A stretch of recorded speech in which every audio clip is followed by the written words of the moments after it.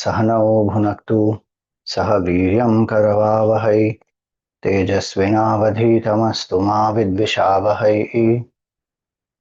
ॐ शान्ति शान्ति शान्ति। ॐ सदाशिवसमारम्भां शङ्कराचार्यमध्यमाम् अस्मदाचार्यपर्यन्तां वन्दे गुरुपरम्पराम्।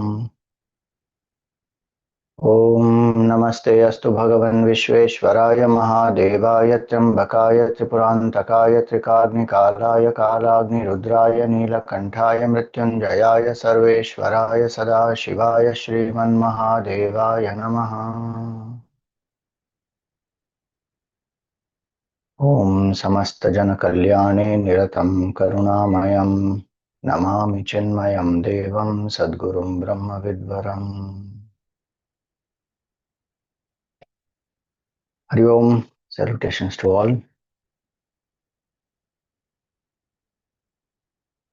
Shubha Shravan Somvar, the third Somvar this month. So, in the Shiva Puran, in Koti Rudra Samhita,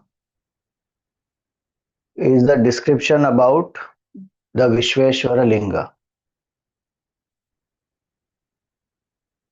about the different Jyotirlingas, or the description is coming in that portion. In that Vishveshwara Linga also comes, and what is said there, that infinite consciousness was non-dual, alone, Kaivalya. Kaivalya is a state where there is no duality, no difference. Kevalasya bhavaha kaivalyam. That alone is. Infinity is one. When we say infinity is one also, it is in contrast with everything else in finite, 1, 2, 3, 4. It is actually indescribable. But number-wise, if we say there can't be two infinities. So one infinite consciousness alone, advaita, and from Vedanta standpoint, when we understand, consciousness is changeless, nameless, formless, attributeless, birthless, deathless, and that alone is the truth. But you and I are seeing this creation, and then we want to know from where this creation came. So if we are seeing the creation, then the cause of the creation has to be only consciousness, because that alone is. If the cause of the creation is something else, then there are two causes. Both will be perishable, both will limit each other. So that changeless consciousness, which doesn't produce any creation because it is changeless, and creation means change, creation means time, space, causation, and infinity is that which is beyond time, space, causation. Desha kala vastu aparichinna is that which is kaivalyam, anantam. So if we need to find what is the cause, because we are seeing the creation, then Vedanta says this is consciousness which is the cause. Now how did consciousness which is changeless manifest this creation which is changing? So Upanishads also give different reasons. But please remember, there is only rope, there is no snake. If somebody is seeing the snake, actually they should explain why they are seeing the snake. But they are asking, the student goes and asks the teacher, tell me why is the creation? Creation should, the teacher should ask the student, you tell why there is a creation. Because actually there is no srishti. There is only one infinite consciousness, that's all. There's only water. Now we see as a, Indian Ocean, Pacific Ocean, Atlantic Ocean, whatever. And then we see big wave, small wave, foam, bubble, lather. What we are seeing is only the water, but we are giving some name, form. Same way, there is only one infinite consciousness, changeless, absolute. But we are seeing name and form, and we are not seeing consciousness. And then we are asking the teacher, we are asking the Upanishads, tell us from where this creation came. So out of compassion, they say some reasons. The purpose of that is not to explain how creation came. The purpose of that is to quieten the intellect in such a way that one can contemplate, turn within, contemplate on consciousness and come to realize, Kyare, there is no Srishti at all. I was seeing consciousness and calling it Srishti. See, when we say there is no Srishti, it's not a blank, it is not a Shunya. That's another extreme people are going to. Shunya meditation. There cannot be anything called Shunya because you are there to know that there is nothing here. Then what is Shunya? Or absence of thoughts doesn't make it Shunya. That's only absence of thoughts, that's all. You as an entity who is observing is there. And that is consciousness. So the idea here is what? Neither that we think that creation is real and then we get attached, we get bound, nor we think that there is absolutely zero. It is not that creation is zero, there is consciousness. We say that, okay, wave is a construct of the mind, but water is there. That is what is being called as a wave. Same way, the whole expanse is consciousness alone. There is only one consciousness. Then we are seeing that and we are calling it the names and the forms. In one lecture Gurudev was giving in Sandipani Sadhanalaya on Mandukya Upanishad. And when he finished the lecture, he came out. There was one foreigner who had come to meet him, and he has come for the first time to India, and he has not seen mango. So he was wondering, what is this? And he asked Gurudev, what is this? And the answer that Gurudev gave is, this is existence in the form of a mango tree. He was speaking on the Upanishads, and in that context he came out and he said, this is existence in the form of a mango tree. We don't see that there is Sat, there is existence, there is consciousness. We are seeing only tree, mango tree. So that's the difference between the vision of a enlightened master and those who are not aware of the truth. Same thing they are seeing, but one is stuck to name and form, the other is seeing the name and form, but the essence which is appearing as name and form. So the Shiva Purana says that there is only one infinite consciousness which alone was, and now it decided to become two. And hence it is said here that it got a desire to become two, it became two, and in the saguṇa-rūpa it manifested with qualities and form. So first the qualities. So it is said, who are these two? They manifested as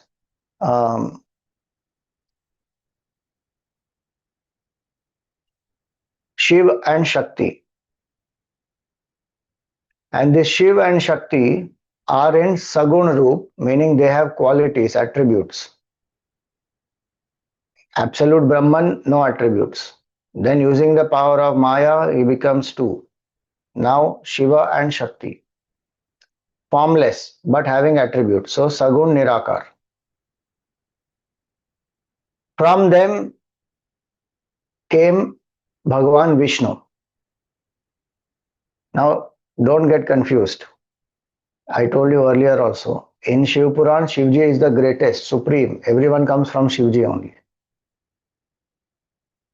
So from him came Vishnu and his Shakti.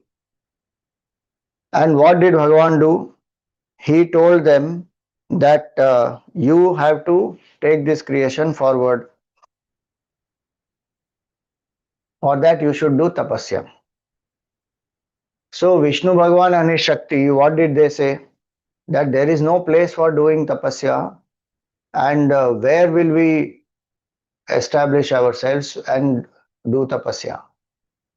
So it is said that this Bhagwan, infinite consciousness, now who is in the form of Shiva and Shakti, created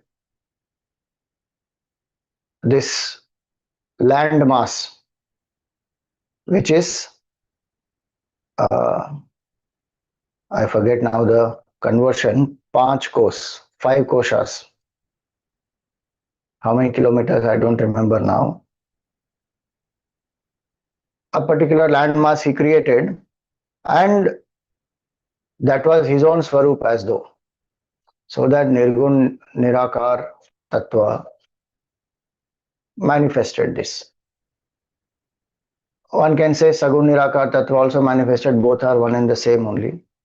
He manifested this land mass and said that this is my own swarupa, you go there and you start doing your tapasya there. And where was this land mass? He created in space only. So Vishnu Bhagavan went there and he started doing tapasya. And when he started doing tapasya there, from his body, tapasya literally also means, tap means to burn. So there was heat in the body, and so he was sweating. And so it is said here that water started flowing. Profusely he was sweating, and this landmass is a limited landmass.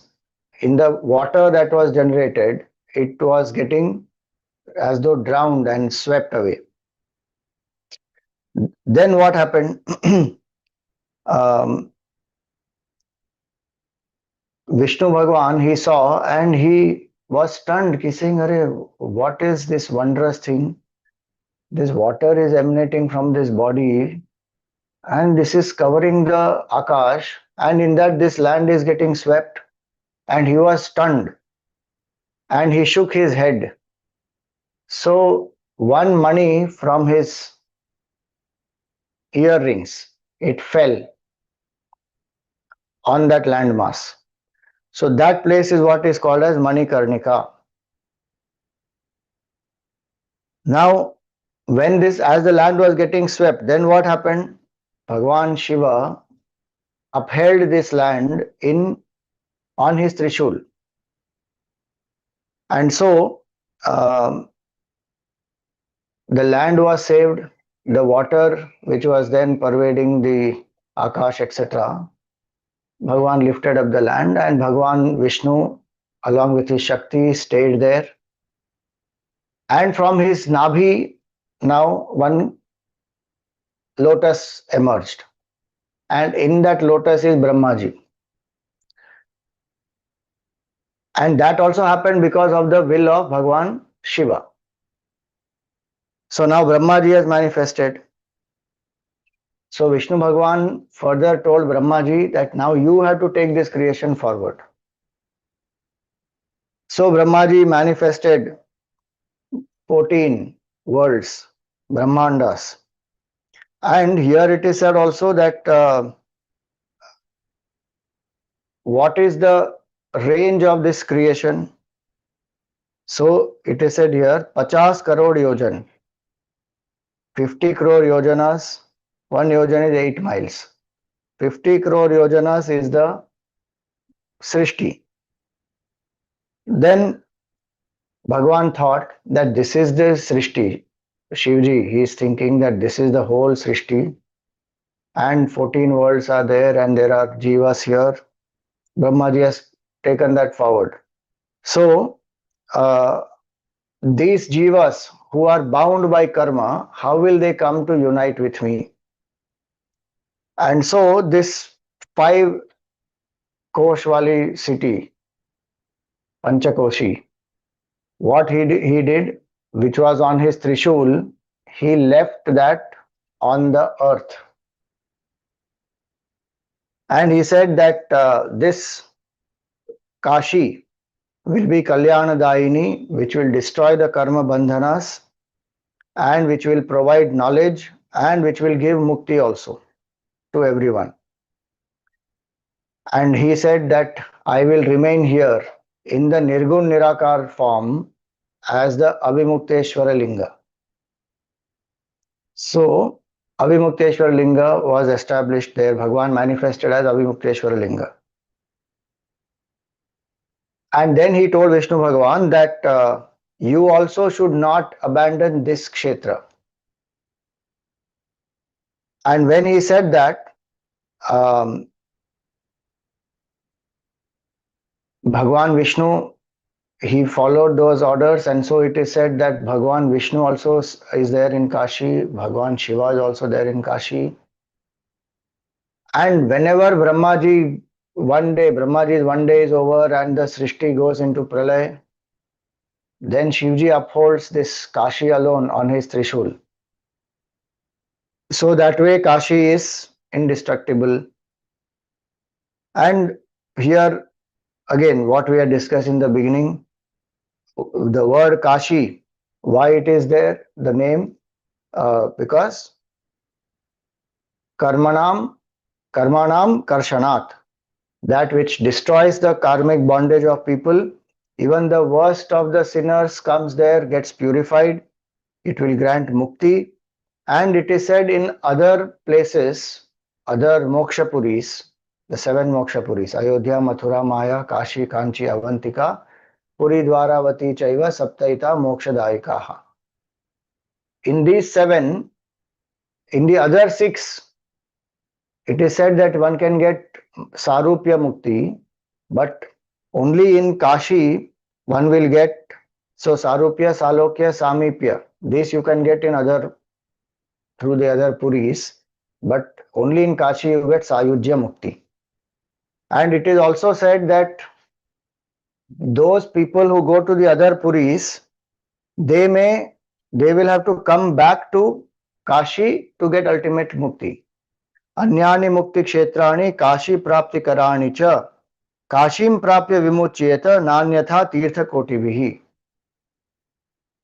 So it is said that other Mukta Kshetras, meaning these Mokshapuris, they will bless you with a birth or a visit to Kashi.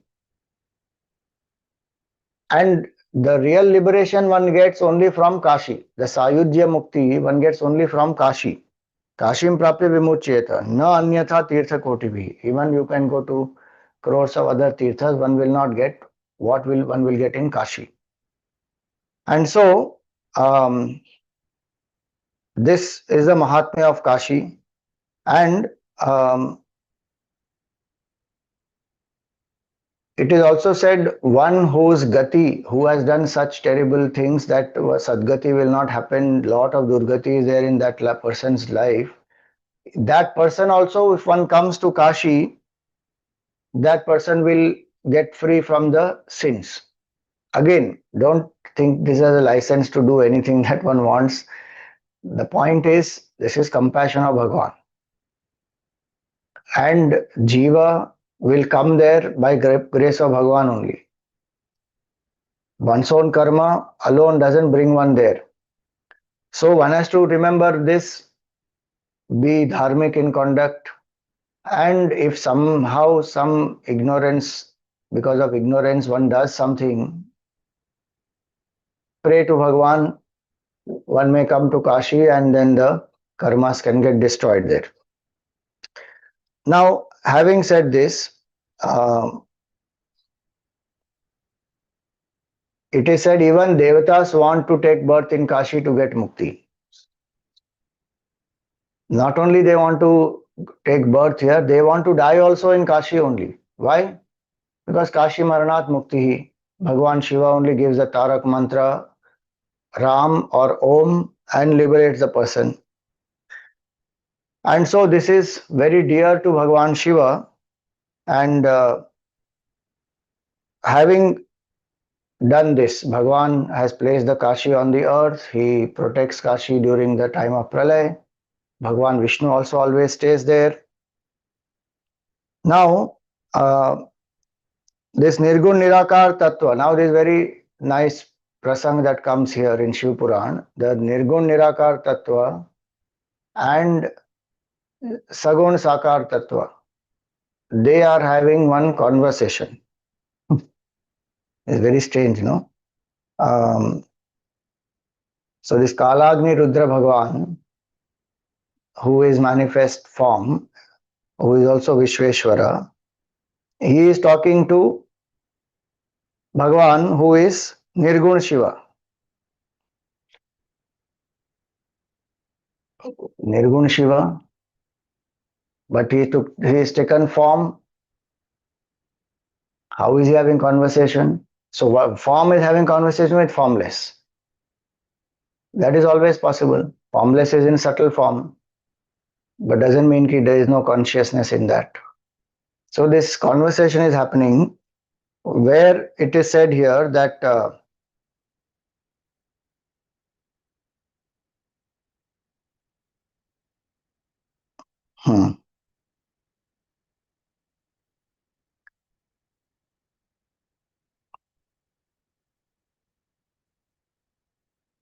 so the one who is having the form, that Bhagavan, Kalagni Rudra, is talking to Nirgun Shiva. And what is he saying? That, I belong to you only, means the form comes from the formless. So he says, I belong to you. There is no doubt in this. You please do a favor to me. And what is that favor? You please remain here at all times. I pray to you and you liberate the jivas. So that Avimukteshwara is called as the Nirgun Nirakar Tattva. And Viśvanath is the Sagun Sakar Tattva. Same Kalagni Rudra. So Kalagni Rudra is telling Nirgun Nirakar Shiva, who is Avimukteshwara. So that Avimukteshwar Bhagavan, he was very pleased, he was very happy. And what did he reply? He says, you are the master of the three worlds. As Kalagni Rudra, he says, you are the creator, sustainer, destroyer of the three worlds. Brahma, Vishnu, Devatas, etc. also worship you. You must make Kashi as your capital, Rajdhani, he says. Avimukteshwar Bhagavan is already there. That we saw. Avimukteshwar Linga, that is the Nirgun Nirakar Tattva. Now that Avimukteshwar Bhagavan is telling this form, who is Vishveshwara. He's saying, you make Kashi your capital and I will always be here, no doubt, because he has requested him. He said, I will always be here. And you ensure that you grant mukti to the jivas. What is he going to do? He says, I will be here and I will think about you and you do this job where you grant mukti to the jivas and you fulfill the desires of the devotees. You stay here with Mother Uma and you ensure that you take the jivas across. You and Mother Uma take the jivas across. So both of them are praying to each other, you stay there and both of them remain. So in Kashi there is Avimukteshwara Linga and then there is Vishveshwara Linga. So when Bhagavan said this, then he accepted, the one who is having the form, he accepted and he manifested as the Linga and he remained there. And from that day onwards, it is said Kashi has become extremely exalted, Shrestha-puri. Now, this is one legend. What is the purpose here? By staying there in the saguṇ-rūpa and nirguṇ-rūpa, sakara and nirakar, both the categories of devotees can worship Bhagavan. Some of us require form with qualities. So there is Vishveshwar Bhagavan and Vishalakshi. Mother Vishalakshi is also there. Annapurna Devi is also there. Worshipping them with form, we remember the qualities of Bhagavan, internalize it, lift our mind, surrender, and we will come to that state of absolute oneness, Kaivalya. Then we realize, Acha, there is no Srishti only. Jiva, Jagat, Jagadishwara, all is one Mithya.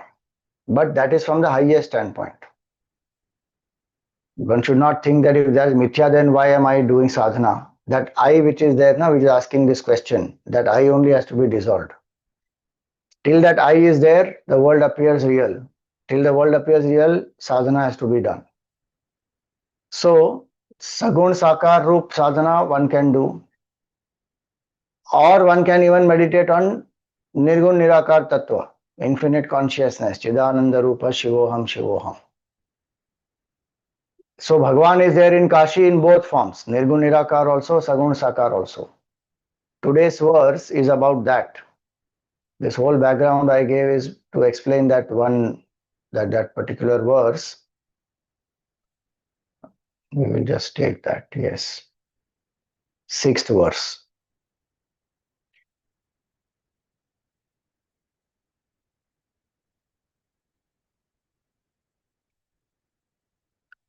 Tejomayaṁ saguṇa-nirguṇamadvitīyam ānanda-kandam aparājitamatprameyam nāgātmakaṁ sakala-niṣkalam ātma-rūpaṁ Vārāṇasī-pura-patiṁ bhaja Viśvanātham. So, Tejomayam, one who is effulgent, who is consciousness itself. Tejomayam indicates that one absolute infinite consciousness, which is even indicated in the last word of that line, advitīyam, which is non-dual. That infinite consciousness which is non-dual then manifests what? Saguṇa-nirguṇam, as saguṇa-nirguṇ, with qualities and remains without qualities also. Guna means sattva, rajas, tamas. So with 3 gunas, the Brahma, Vishnu, Mahesh, etc., they manifest. How we saw just now. From that infinite consciousness only, Shiva and Shakti, and then Vishnu Bhagavan, and then Brahmaji, they all manifest. So Tejomayam saguṇa-nirguṇam advitīyam. The absolute truth is non-dual, one, infinite. That truth, without undergoing any change, only appears as the creator, then the creation and the creature. Tejomayam saguṇa-nirguṇam advitīyam, nirguṇam advitīyam. Then, what is its nature? Ānanda-kandam. It is full of absolute bliss. It is a source of bliss actually. Ānanda-kandam, root cause of all happiness is this. We think happiness is in world, in eating, drinking, all that. It is like eating the chocolate with the wrapper. Vishayananda, what we get is not from there. We are getting Vishayananda, we think it is coming from the object. It is actually coming from the self within.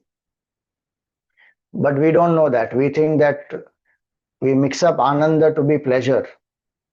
That pleasure also is a construct of human mind. What is pleasurable to one person is painful to other person. They don't feel pleasure there because their mind is conditioned differently. So what we get from the object is temporary, momentary pleasure. Anand is our Swarup. Bliss is our Swarup. The mind becomes quiet and we experience it. Mind is disturbed, we don't experience. When the desire is fulfilled, the mind has become quiet and we are actually experiencing the bliss of the self. But we don't know that. So it is ānanda-kandam. And when we don't know that, then we get dependent on this object, that person, this situation, thinking that that is bringing happiness. Actually, it is not. It is our conditioning. So the all source of happiness is the infinite consciousness. It is Shiva, it is Bhagavan, whatever you call it. Ānanda-kandam, aparājitam. It is the one which is not conquered. Why? It is the ultimate source. It is unconquerable, meaning it cannot be grasped by the body, speech, mind. Five elements. Using that we can conquer things in the world, but this is the source of the five elements also. So ānanda-kandam, aparājitam, aprameyam, immeasurable. It is infinite. There is no way to measure it beyond time, space, and objects. So that is the infinite truth, which manifests as form, which manifests with qualities. So Nāgātmakaṁ. Nāgātmakaṁ meaning the specific form of Bhagavan with all the attributes. Specifically given here is a snake. So we saw yesterday also that Bhagavan has snakes all over his body. So he is called Nāgātmakaṁ. Don't think that his Atma is Nag ki Atma. Don't mistake that. Nāgātmakaṁ, Bhagavan ki Atma Nag ki ho gayi. No. Nāgātmakaṁ meaning serpents are there adorning his whole body. Sakala-niṣkalam, ātma-rūpaṁ. And he has the form as well as he is formless. So sakala and saguṇa is what it means is sakala here means form and saguṇa means with qualities. So when we say saguṇ sakar is same as saying saguṇ and sakala. Kala means parts and one which has parts is that which has form. So it's sakala. One which has no parts, so it is formless. So that is nirakar. So niṣkalam and nirakar mean the same. So that which has form and which is formless, both. And where is that tattva? Somewhere out there? No, ātma-rūpaṁ. It is the self of each of us. So who is the source of the whole creation? You and I are the source of the whole creation as the self, not as the jiva. Who is the source of the whole dream? Is the waker's mind. Every creature is nothing but expression of the waker's mind. So instead of searching for a cause out there, the cause of the universe is in our own heart. It is consciousness. Nāgātmakaṁ sakala-niṣkalam ātma-rūpaṁ Vārāṇasī-pura-patiṁ bhaja Viśvanātham. May we worship that Lord of Vārāṇasī, who is the Lord of the whole universe, Viśvanātha, and who is both saguṇ sakar and nirguṇ-nirakar, and who is absolute one infinite consciousness, advitīyam, source of all bliss, immeasurable, unconquerable, and that is our true self. So today we will meditate on the linga, the Kashi Vishweshwara linga, because linga is saguṇ and nirguṇ, sakar and nirakar at the same time. How? It does not have form like a human form, yet it has a form. And what it indicates through the form is the formless, because linga means a sign, a symbol. And beautiful meaning of linga also is that in which the whole srishti becomes lean. Leenam gamayatiti lingam. During the pralaya, the whole srishti goes into this consciousness. Linga is chinmay, linga is consciousness. The whole srishti becomes unmanifest in it. Again, during the creation, it manifests. And when the devotee meditates on the linga, the mind of the devotee also gets absorbed in that linga, in consciousness. One comes to realize absolute truth. So the linga is very, very powerful. With this bhav, when we do, for us it's not just a stone. What is it? It is saguṇ-nirakar, saguṇ sakar as well as nirguṇ-nirakar, Shiva tattva as well as Shiva in the form as Ishvara, and Shiva also as the specific form what we see with the Gangaji and the snake, etc. For us, it indicates all the three. So today we will keep this in mind and meditate on the Kashi Vishweshwara Linga.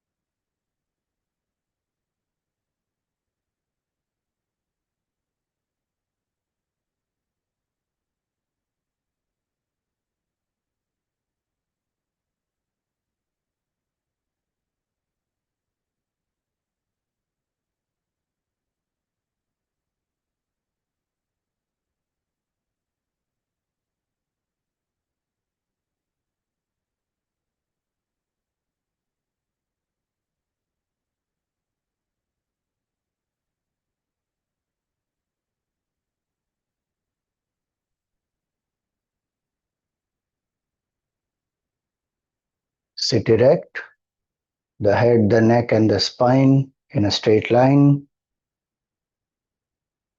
Close your eyes gently. Relax the shoulders. Let your hands be in your lap. Palms facing the sky.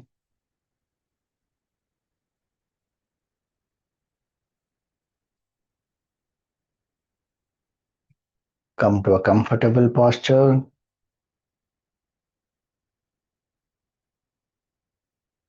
Without any strain in any part of the body.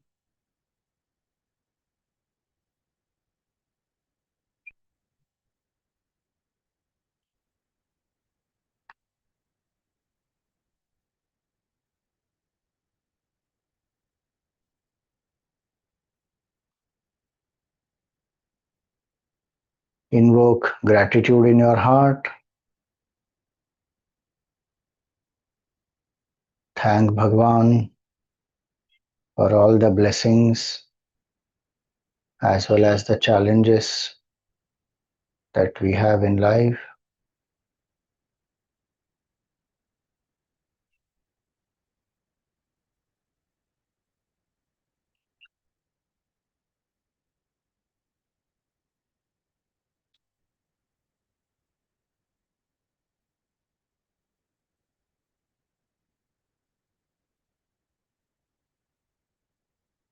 Thank Bhagwan for manifesting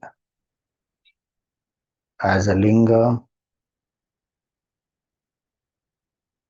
for manifesting as a form,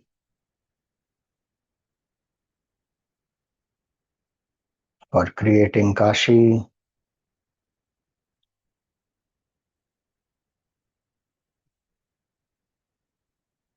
and for destroying our karmas and liberating us.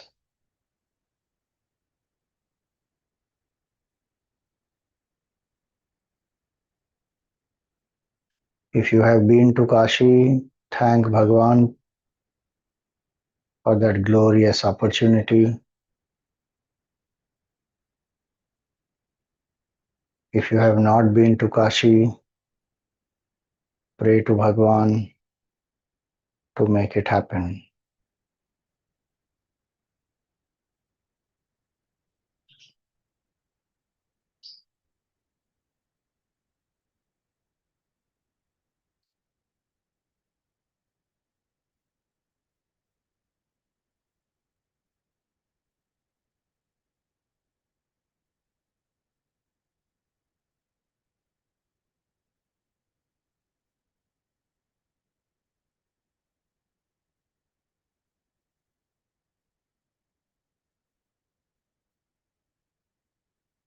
So thank Bhagwan that he manifests as a form to help us realize the formless consciousness, which is our true nature.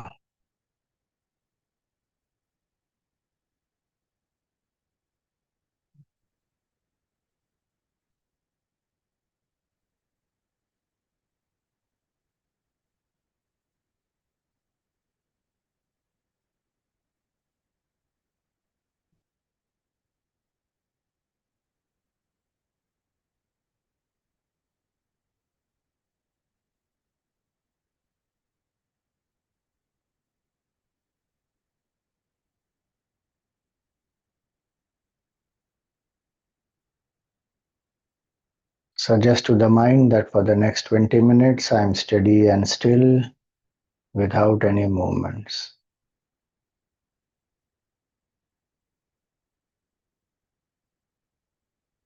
I am alert, awake, and quiet.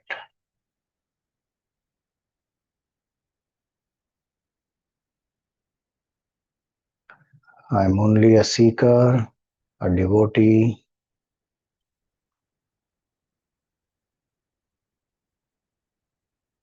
and my goal is self-realization.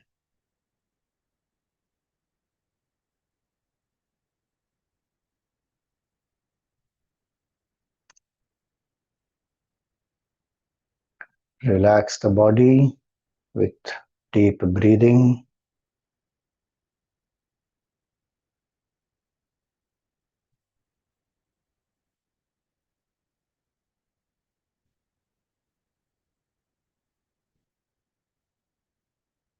Exhale all the air. Inhale.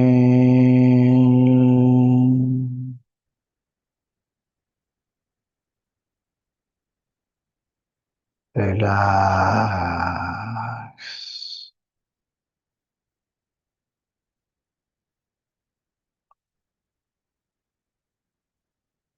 Inhale.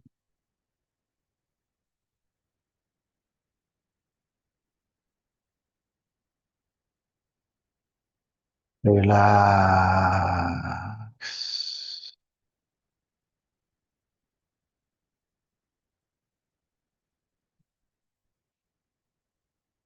Inhale.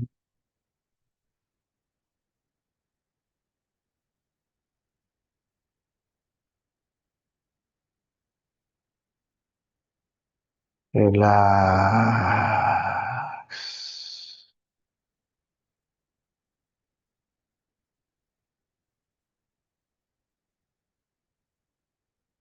Inhale.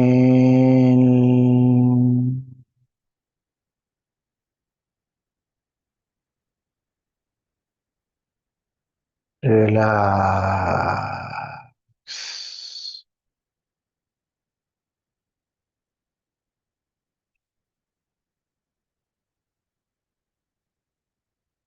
Inhale.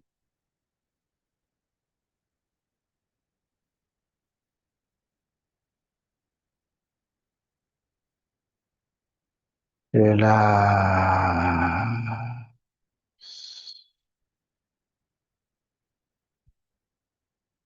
Continue to breathe at your own pace.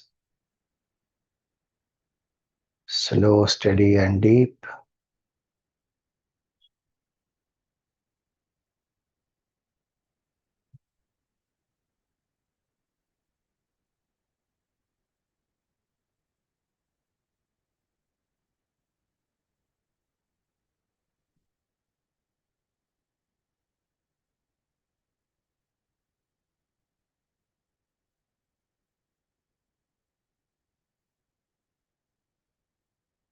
Flood your body with light and energy as you inhale,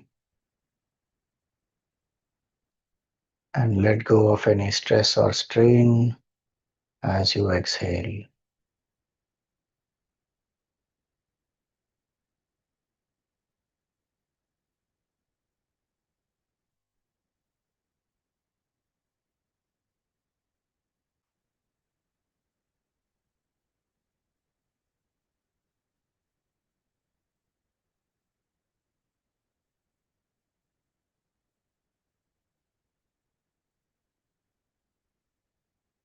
In the space between the two eyebrows or in your heart, visualize a circle of white light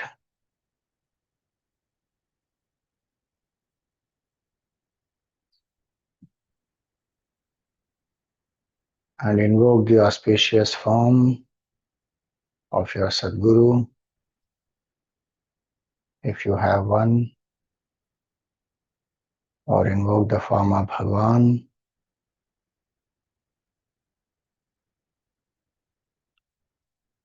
Feel that you are in front of your Sadguru.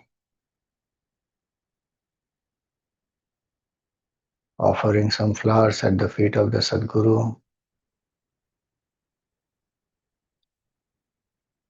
fully out of surrender.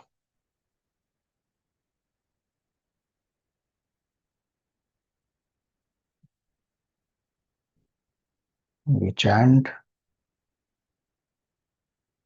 Gurur Brahma Gurur Vishnu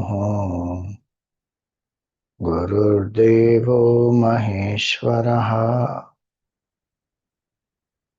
Guru Sakshat Parabrahma Tasmai Shri Gurave Namaha.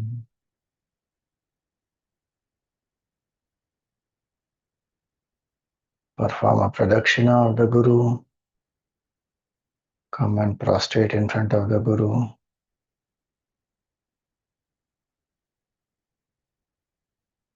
May the grace of the Guru help our mind to be steady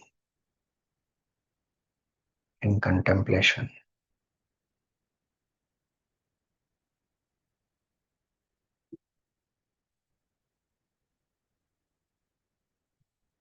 Repose the form of the Guru back into your heart.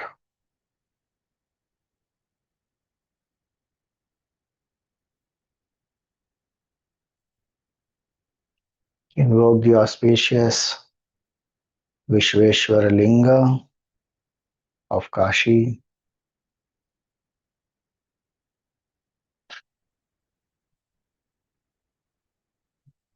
On the banks of Mother Ganga is the most beautiful temple of Bhagwan Kashi Vishwanath.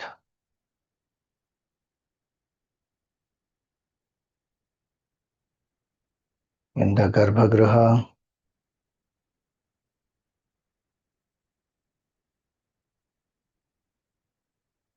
there is a golden rectangle with 4 silver corners.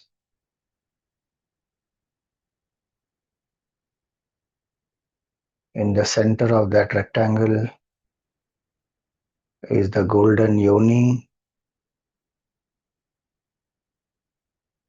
pointing to the north, which is on the left side.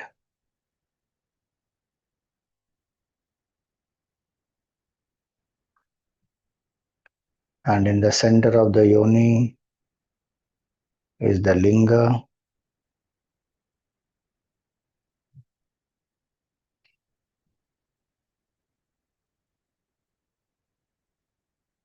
The linga is Chinmay, it is consciousness. It is not merely a stone.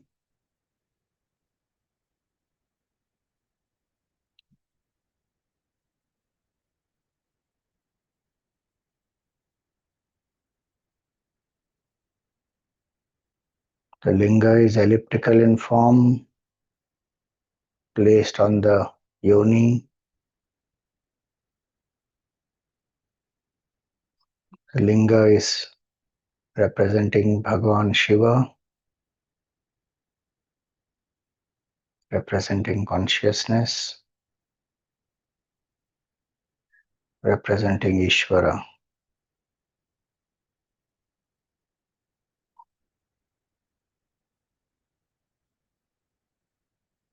Take some water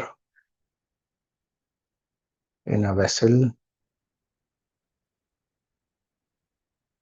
and feel that you have taken the Ganga water, you have come into the Garbhagriha,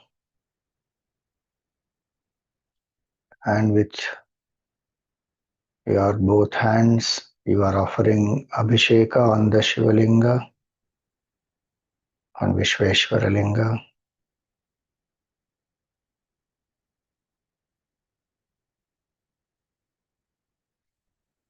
As you are offering the Abhisheka,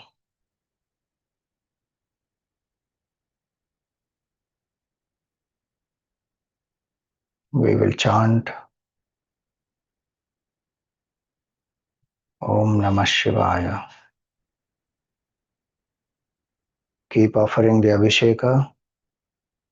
Bhagwan is Abhisheka Priya.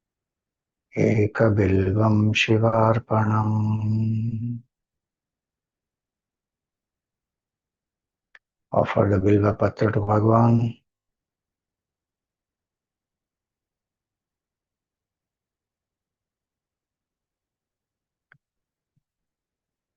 We will offer Archana to Bhagwan,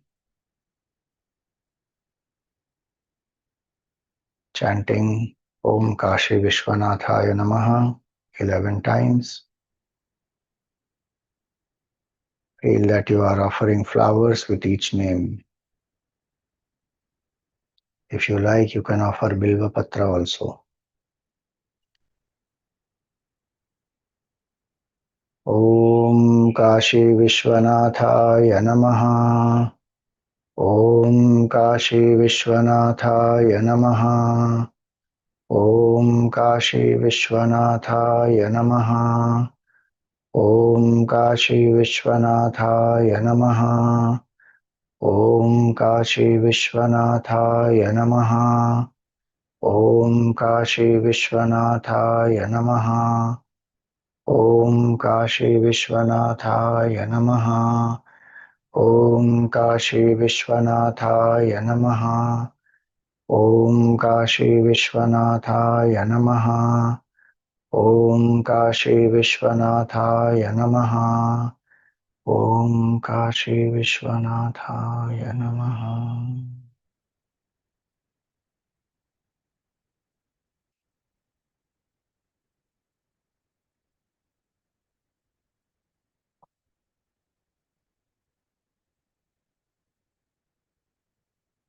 Light a camphor.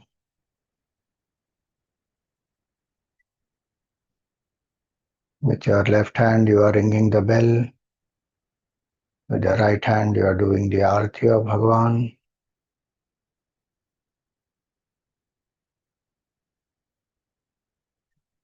Om na tatra suryo bhati na chandra tarakam. Nema vidyuto bhanti kuto yam agnihi. Tameva bhantamanubhati sarvam. Tasya bhasa sarvamidam vibhati.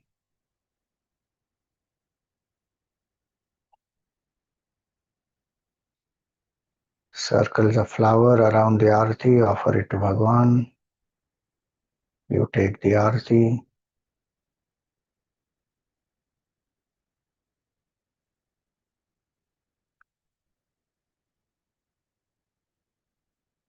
Offer some dhupa. Offer some deepa.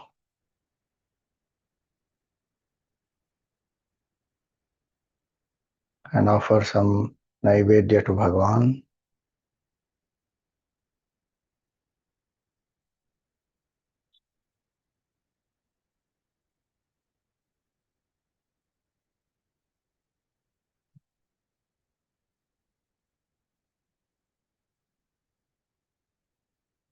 Perform a pradakshina in front of Bhagwan with your both the hands lifted above your head.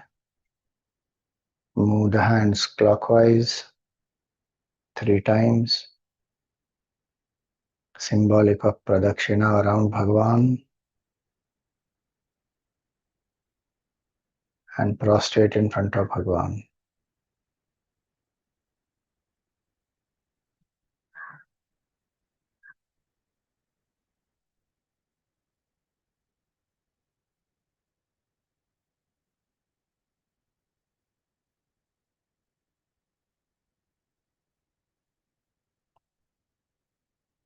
We contemplate upon Bhagwan.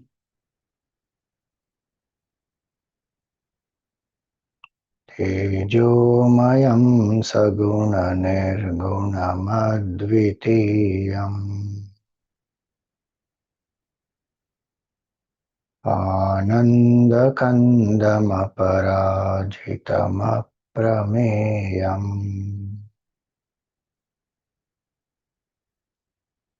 Nāgātmakaṁ sakala-niṣkalam ātma-rūpaṁ Vārāṇasī-pura-patiṁ bhaja Viśvanātham.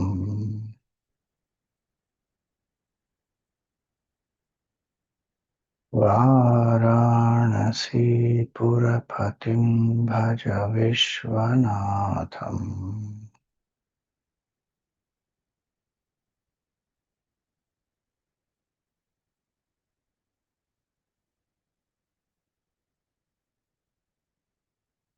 Shiva is consciousness, Tejomayaṁ.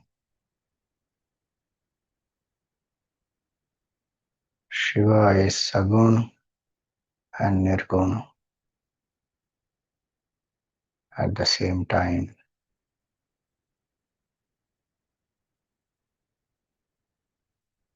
Shiva is non-dual consciousness,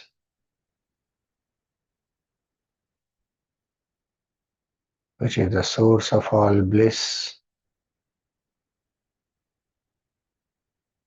advitīyam, ānanda-kandam.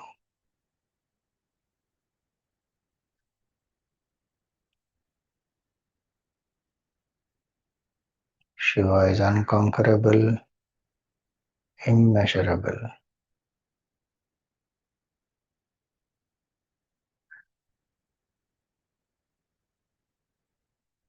Aparājitam, aprameyam.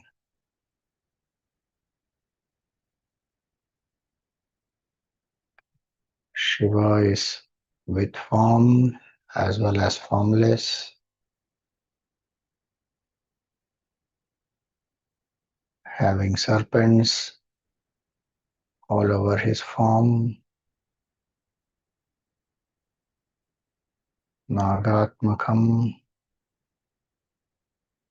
sakala-niṣkalam.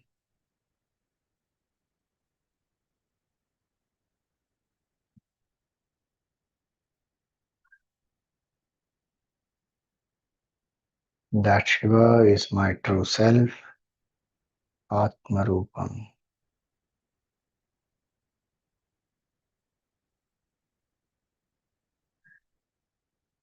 I am that immeasurable consciousness.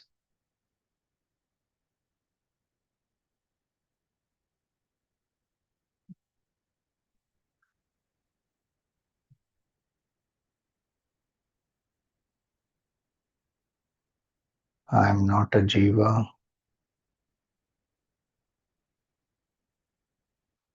I am the non-dual truth.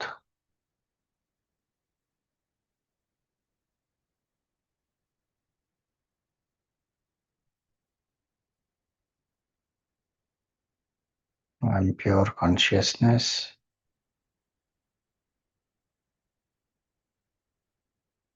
I am immeasurable.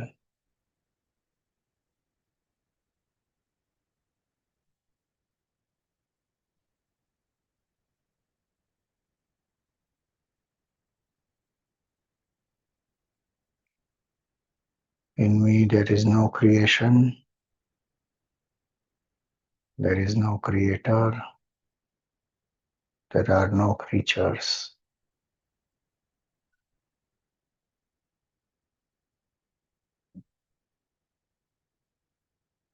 That non-dual, infinite, immeasurable consciousness I am.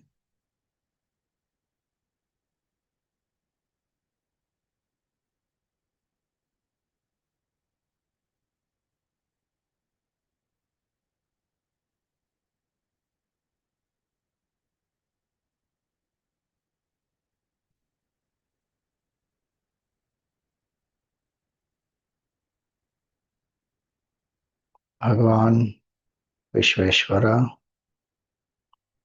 may he help us to realize this.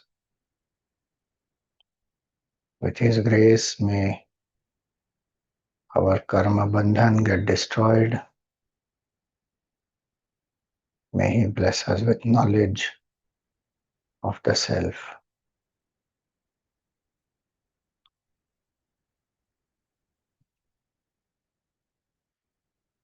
Offer some flowers to Bhagwan. Prostrate in front of Bhagwan.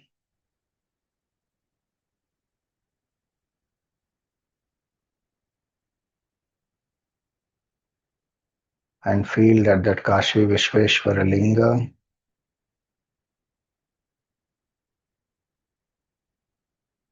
is in your heart. Your entire being is pervaded by its effulgence.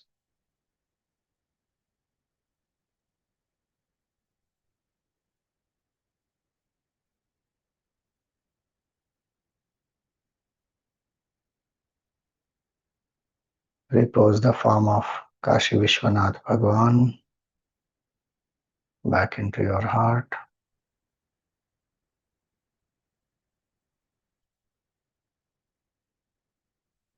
Be aware of your breath.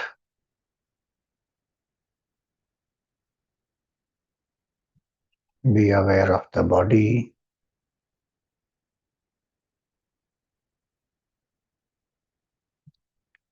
Be aware of the happenings around you.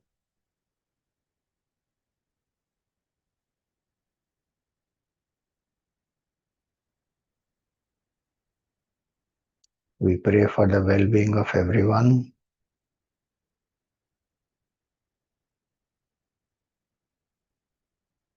Om Sarve Bhavantu Sukhinah. Sarve Santu Niramayah. Sarve Bhadrani Pashyantu. Ma Kaschit Dukkha Bhag Bhavet. Om Asato Ma Sadgamaya. Tamaso Ma Jyotirgamaya. Mrityorma Amritam Gamaya. Om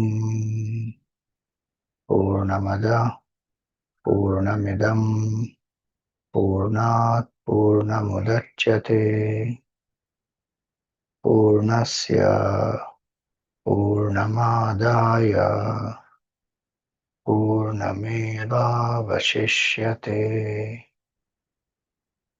Om Shanti Shanti Shanti. Harihi Om. Shri Gurubhyo Namaha. Harihi Om. Rub your palms, place them on the face, gently open the eyes.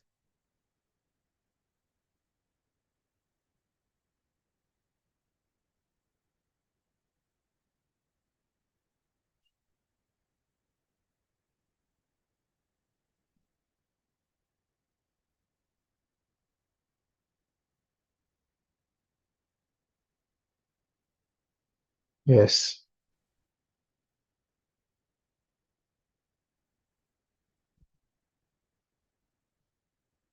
Any questions? Hari Om Swamiji. Yes. All this time I was wondering that the 12 Jyotirlings have different shapes and sizes. But today morning you explained that it's our own consciousness and we have created this. So just wanted to say thank you for that. And Swamiji,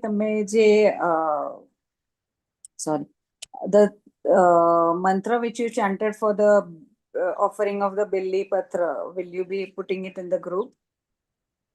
Okay, we'll add it. Okay, thank you, Swamiji.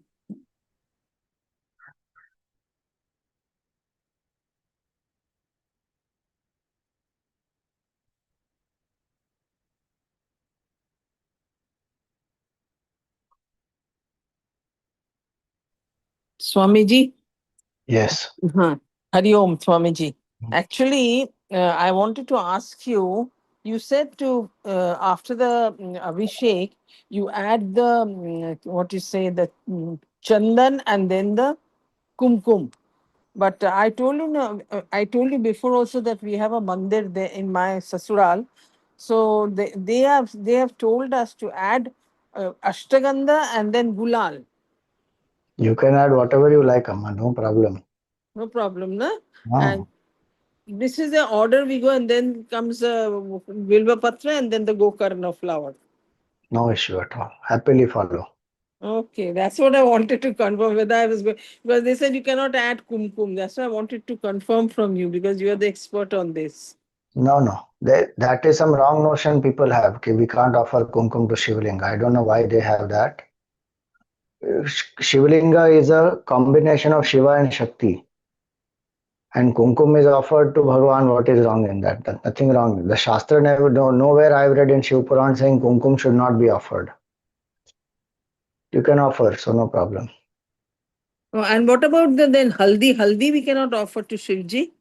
You can offer anything, Amma. You can offer for Shivji, there is no problem. Okay, thank you so much. Yeah. Flower, na, that only that ketki flower is not offered Not to. offered. Yeah. Except that haldi, kumkum, abir, gulal, chandan, ashtagandha, you offer everything, no problem. Yeah. Yes, thank you so much, Swamiji. Hari Om.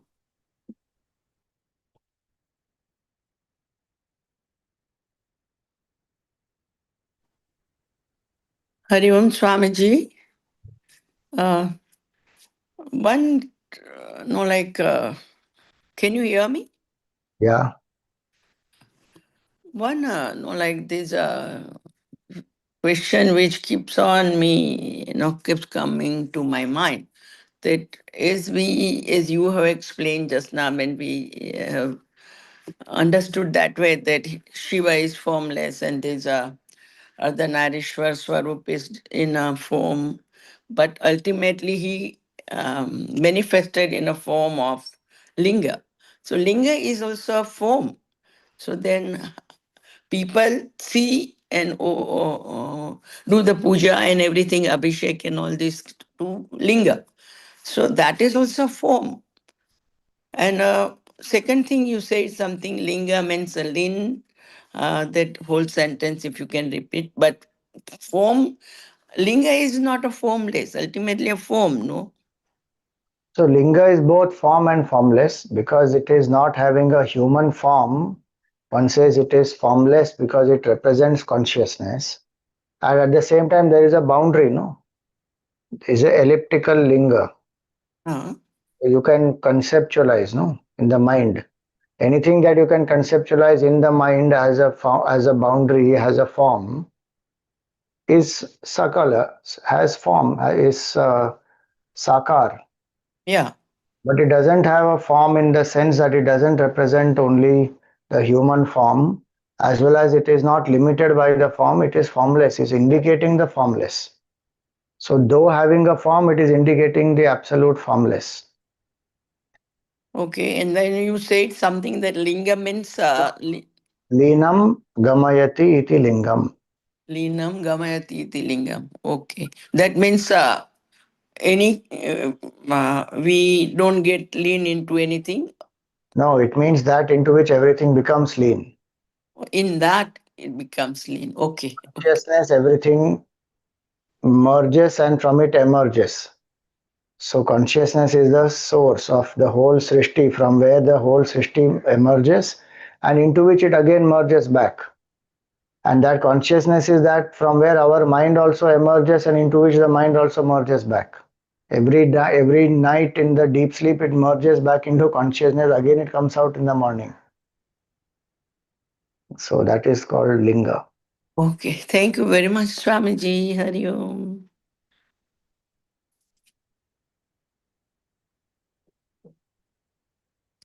Ling-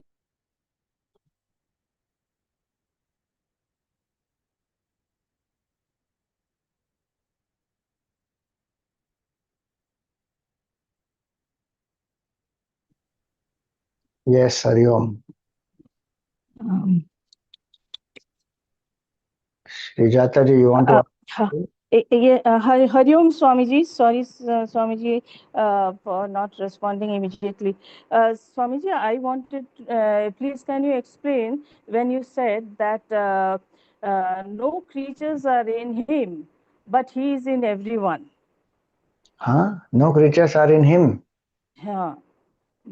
But he is in everyone. So I didn't say that today, but in general context, we understand in the Gita when Bhagavan says that they are in me, I am not in them. Yes, Swamiji.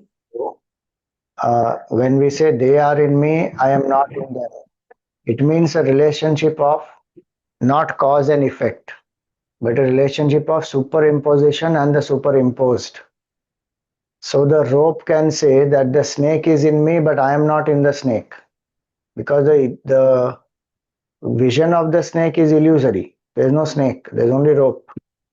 But what is appearing as the snake? Rope is appearing as the snake. So the rope says that the snake is in me, but I am not in the snake. So these are different levels we have to understand. At one level, we say Bhagavan is in the hearts of all the beings. Yes, yes. So that our focus goes away from the body to Bhagavan in the heart. Yes, Swamiji. Bhagavan, that's why he says in the Gita, 9th chapter, 3 levels he says. First level he says that I pervade the entire world in my unmanifest form. Yes, So Swamiji. that is the first level, where right now we are not attached, we are attached to the body, mind, intellect, we are not aware of consciousness. So for us, consciousness is as though unmanifest. But Shastra Yes. says it is in your heart. Yes. So that is first level. Yes. Maya tatamidam sarvam jagad avyakta murtina. That is the shloka. Then Matsthani sarvabhutani nachaham teshu avasthitah. All beings are in me, but I am not in them. So what is that consciousness? Consciousness is that from which all these beings are emerging, appearing. So Yes. that is the second level, where one says that if at all you see the creation, then it is this consciousness only appearing as this whole srishti. The rope only is appearing as the snake. Yes. So the snake is in the rope, but the rope is not in the snake. Yes. It is not like the pot and the mud. The mud and the pot, there's a cause and effect relationship.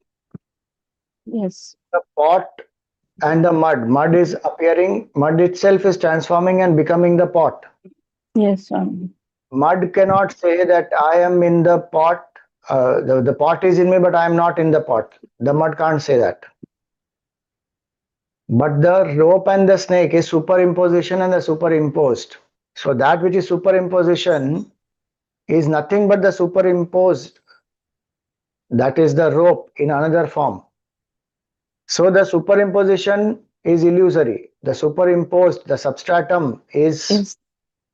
alone the truth. So in that True. there is there is no superimposition. That is the second level. Then Yes. Swamiji. he says, Nacha matsthani bhutani pashyame yogam aishwaram. In me there are no beings also.